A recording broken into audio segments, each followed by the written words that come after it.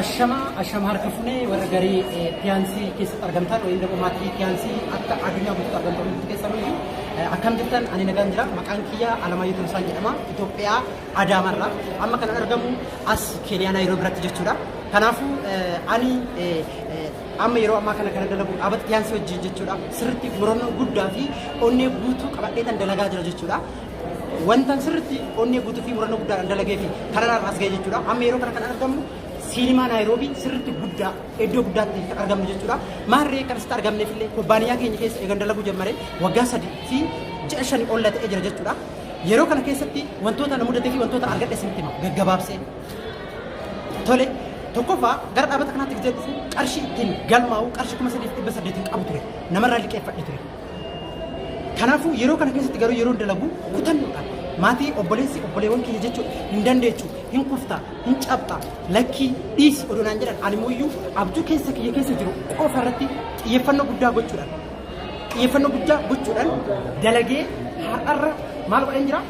milkaa'ina irra ga'uu danda'een jira odoo isaa yeroo san dhaabi lakkii hojiin kun nama baasu odoonaan jedhan odoo guyyaa san dhaabi as ga'uu danda'u kanaafuu guyyaa har'aa jechuudha waggaa 3 keessatti wantoota argadhe sirriitti agarsiisa. Tokkoffaa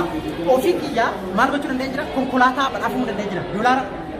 5,000 jechuudha doolaara 5,000 badhaafamuu danda'een jira jechuudha makiinaa jechuudha wayin dammoo konkolaataa jechuudha inni kun maqaa kiyya kan sitti agarsiisa jechuudha Alamuu Tolosaati kanaafuu doolaara 5,000 badhaafamee jira lammata haadha manaa kiyya dhugaa haadha manaa kiyya sirriitti kanan kabaju kanan jaaladhu jechuudha liidar Maartaa Baqqalaa jechuudha ishiinillee doolaara 10,000 badhaafamuu dandeecheetti jechuudha walumaa galatti doolaara 15,000 guyyaa har'aa kana Keeniyaa Naayiroobii biratti badhaafamnee jira jechuudha isa kana doon ta'e ijoollee biraallee kan hojii hojjetan biyya Arabaa irraa akka badhaafamu gochuu dandeenya jira jechuudha maarree dhaabata kana keessatti kana qofa doon ta'e magaalaa Adaamaa irratti jechuudha kaaremeetirii 200 irratti qarshii miliyoona 1,600 maal gochuu danda'een jira mana dhuunfaa kiyyaa mana sirriitti ammayyaawaa ta'e ijaaruu danda'een jira jechuudha kun hundi kan dhufe kutannoo fi abjuu qabaachuu fi sirriitti keessaa kaka'umsaan dalaguudhaaf har'a akka addunyaatti Keeniyaa xiyyaara Suudaan yoo ta'e bakka fedhu barbaade xiyyaaraan deemee dalaga garuu dura gizeen gara dhaabata kanaatti dhufu xiyyaara dhiisaati qarshii konkolaataa ittiin yaabbadhee magaalaa tokko gara magaalaa tokko deemu hin qabatu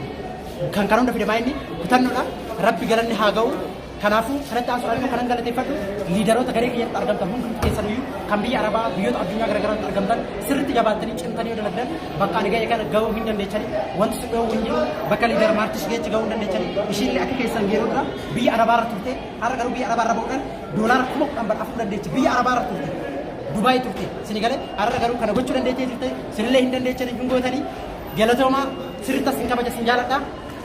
bye bye.